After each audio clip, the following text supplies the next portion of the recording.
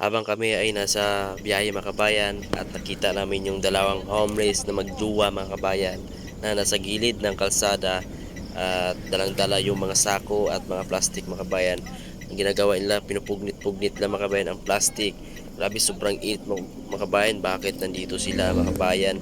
At inuminto kami mga kabayan at binigyan namin sila ng tinapay at tubig mga kabayan dahil kawawa naman itong mga homeless na magduwa mga kabayan.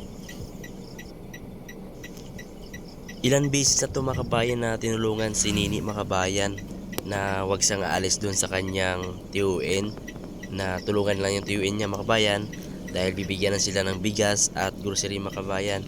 Pero anong ginawa ni Nini? Umaalis mga kabayan kahit saan saan na mapunta at naghihingi ng pira sa kalye mga kabayan. Kaya ito, nadaanan namin ulit mga kabayan na kasama yung boyfriend homeless mga kabayan at daming dalang sako mga kabayan. Ang kulit talaga itong mga bahay mga kabayan.